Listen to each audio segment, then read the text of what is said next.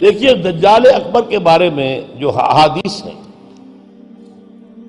ایک بات تو یہ کہ وہ کانا ہوگا ایک آنکھ سے، اس کے ماتھے پر لکھا ہوا ہوگا کافارا، ہر مومن پڑھ لے گا چاہے پڑھا لکھا ہو یا نہ ہو، وہ خدائی کا دعویٰ کرے گا، اور اس کی قوتیں کتنی ہوں گی ذرا نوٹ کیجئے، لا تزع قریۃ الا حبطھا فی 40 لیلۃ،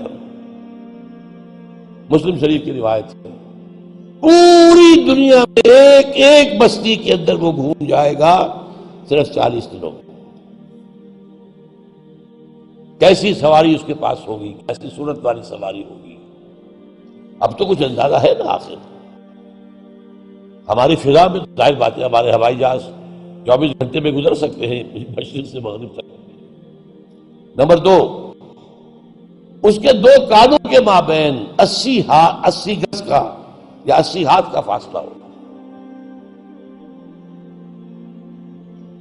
اس کے گدھے کی ماں بین حافر ہمارے ہی حافر آخر مسیرت یومین و لیلۃ، اس کے گدھے کی ایک قدم اور دوسرے قدم کے درمیان ایک دن رات کے سفر کی مسافت ہوگی۔ اب ظاہر بات ہے اس کا گدھا کون ہے آج؟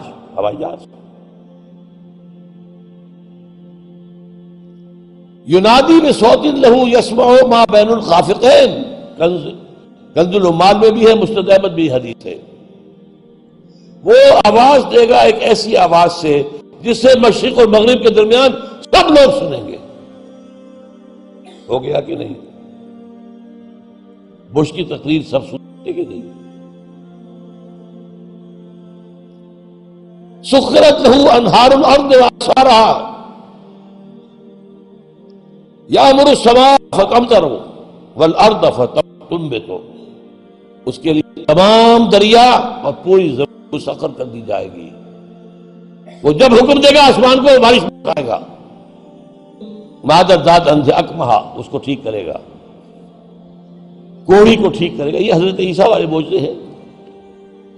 یحیی الموتیٰ، مردوں کو زندہ کرے۔ آج جو ہے کلوننگ اس جگہ تک پہنچ چکی ہے کہ آپ کے والد کی قبر سے لاش میں سے کوئی تھوڑا سا ٹکڑا نکال کر والد بنائے جا سکتے ہیں۔ یہ دوسری بات ہے کہ ابھی بحث چل رہی ہے، ہیومن کلوننگ کی کھلی اجازت نہیں دی جا رہی، لیکن آ گیا۔ ایک آدمی کو چیر کر 2 ٹکڑوں میں بانٹے گا اور پھر زندہ کر دے گا۔ وَيَبْعَثُ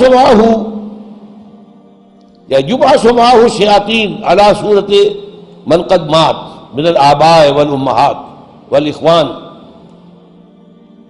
فَيَأْتِي أَحَدُهُمْ إِلَىٰ أَبِيهِ وَأَخِيهِ فَيَقُولُ أَلَسْتُ فُلَانًا أَلَسْتَ تَعْرِفُنِي، اس کے ساتھ شیاطین جن کا لشکر ہوں گے، اور ان کی صورتیں وہ بنا دے گا لوگوں کے مرے ہوئے ماں باپ اور بھائیوں کی سی، اور وہ آ کر کہیں گے دیکھو میں تمہارا باپ نہیں ہوں، پہچانتے نہیں مجھے، میں تمہارا بھائی نہیں ہوں، پہچانتے نہیں ہو مجھے، ارے میں تمہاری ماں نہیں ہوں، پہچانتے نہیں ہو، یہ خدا ہے، اس کو کرو سجدہ۔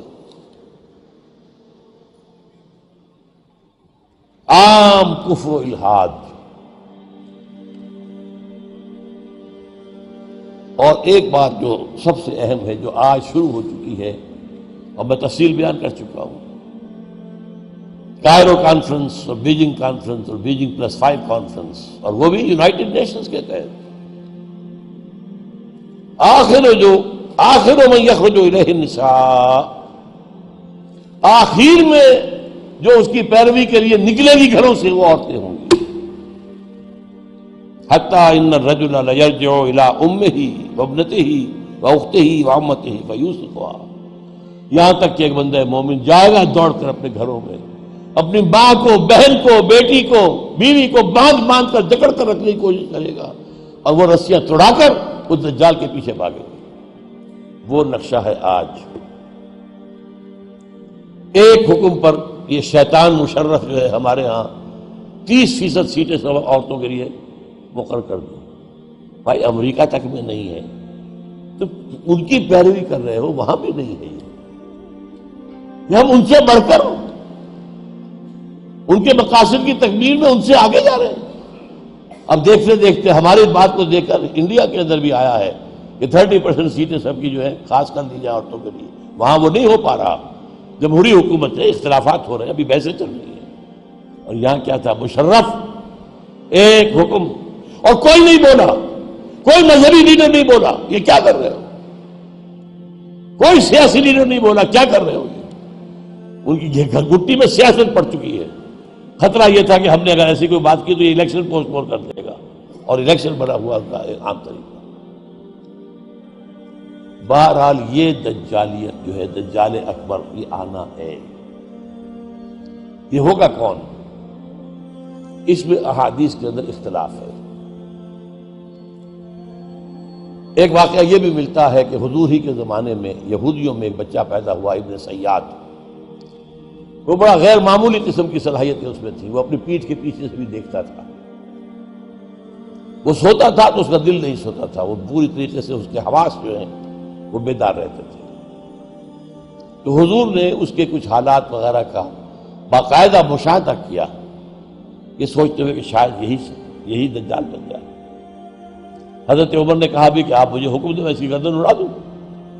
فرمایا نہیں، اگر تو یہ وہ ہے تو اسے قتل کریں گے عیسیٰ ابن مریم، تم قتل کرنے والے نہیں ہوں گے، اور اگر یہ وہ نہیں ہے تو خام کا ناحق خون کا جو ہے تمہارے اوپر الزام آتا ہے۔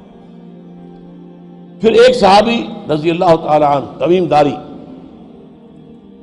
وہ عیسائی تھے، اسلام لائے تھے، وہ کسی بحری سفر پر گئے تو طوفان جو ہے ان کے جہاز کو لے کر ادھر ادھر کئی ایک مہینے تک، اس سے بھی زیادہ، موج ادھر لے گئی، پھر ادھر لے گئی، پھر ادھر لے گئی، حتیٰ کہ ایک جزیرے میں جا کے ان کا اترنا ہو گیا، وہاں کوئی نہیں تھا، غیر آباد۔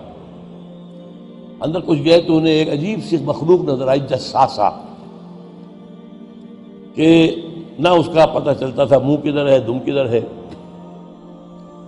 اس نے کہا تم کیا کرنے آئے ہو؟ دیکھو فلاں صومعہ ہے، ذرا ادھر جاؤ، گھنا جنگل ہے، وہاں جو ہے ایک صومعہ ہے، چرچ ہے، اس میں ایک آدمی تمہارا انتظار کر رہا، جاؤ۔ وہاں گئے تو دیکھا کہ ایک بہت قوی ہے، بہت لمبا چوڑا، رسیوں میں اور چینز کے اندر جکڑا ہوا انسان، انسانی شکل، اور اس سے پھر مکالمہ ہوا، کچھ سوالات کیے، کیا بحیرہ گلیلی میں پانی ہے؟ کہاں جی ہے؟ اچھا، ایک وقت آئے گا کہ پانی نہیں رہے گا، حضرت عیسیٰ علیہ السلام کی آمد کے بعد جب یاجوج ماجوج آئیں گے تو یہ سارا پانی پی جائے گا، کوئی قطرہ نہیں بچے گا۔ اس طرح کئی سوالات کیے، اور پھر اس نے غالباً یہ کہا کہ میں دجال ہوں، مجھے ابھی اللہ نے گرفتار کیا ہوا ہے، پھر اب وقت آئے گا مجھے چھوڑے گا۔ ایک روایت یہ ہے، جب حضرت آئے تمیم داری تو حضور نے پھر اعلان عام کرایا، مسلمانوں کو جمع کرایا، اور انہیں یہ سارا تمیم داری کا واقعہ سنایا۔ ایک یہ بھی ہے۔ تو اب یہ کہ اس کے بارے میں یقین کے ساتھ فیصلہ کرنا کہ وہ کون ہوگا، میرا گمان یہ ہے کہ وہ وہی ہے جو ابھی اس صومعہ میں قید ہے، لیکن وہ کوئی جن ہے، انسان نہیں۔ عزازیل جو شیطان لعین ہے، اس کا کوئی بڑا جنرل ہے، جو کہ آخری وقت میں آخری امتحان کے لیے انسانوں کے اللہ تعالیٰ کی طرف سے اس کو چھوٹ دی جائے گی، اور یہ ہوگا حضرت عیسیٰ علیہ السلام کا جو حکومت کا دور ہے 40 برس، اس کے آخر میں، اور اسے بھی پھر حضرت عیسیٰ علیہ السلام ہی قتل کرے۔ لیکن اس سے پہلے یہ ہے کہ اتنی بڑی ہوا چل چکی ہوگی کفر اور الحاد کی، اور جو ہے زوال آ چکا ہوگا، کہ پھر حضرت عیسیٰ کا انتقال ہونے کے بعد کچھ ہی عرصے کے بعد اللہ تعالیٰ ایک خاص ہوا بھیجے گا کہ جن کے دل میں بھی ایمان ہے ان کی جانیں بڑی آسانی سے، سہولت سے نکل جائیں گی۔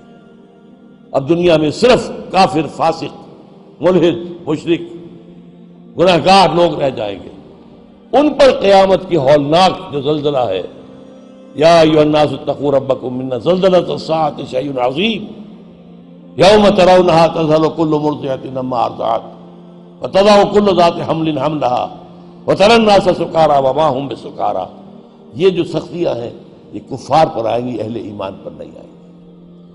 اب یہ ہے میرے اور آپ کے لیے انفرادی سطح پر تو فیصلہ کیجئے، ہم اپنے اندر سے دجال کو نکالیں۔ محبت اللہ سے، دنیا سے نہیں، طلب آخرت کی، دنیا کی نہیں، فکر روح کی، جسم کی بھی کرو لیکن اس کی اولاً کرو، اور وہ نظام قائم کرو جس میں حقیقت اللہ کی ہو، جس کے معاشی نظام میں سے سود اور جوئے کو نکال کر باہر کر دیا گیا ہو، معاشرہ وہ ہو جس میں عفت و عصمت کی ویلیوز ہو، شرم اور حیا کی ویلیوز ہو، خاندان کا ادارہ مضبوط ہو۔ یہ سارا کام اجتماعی سطح پر، اور خود اپنے ایمان کو اتنا مضبوط کرو کہ اگر ہماری اپنی زندگی میں وہ دجال اکبر کے آنے کا وقت ہو جائے تو ہم اس کی سختیوں کو جھیل سکیں، برداشت کر سکیں، ان امتحانات میں سے گزر سکیں، اور ایمان کے اوپر ثابت قدم رہ سکیں۔ اللہ تعالی ہمارا مددگار ہو۔ اقول قولی ھذا واستغفر اللہ لی ولکم ولسائر المسلمین والمسلمات۔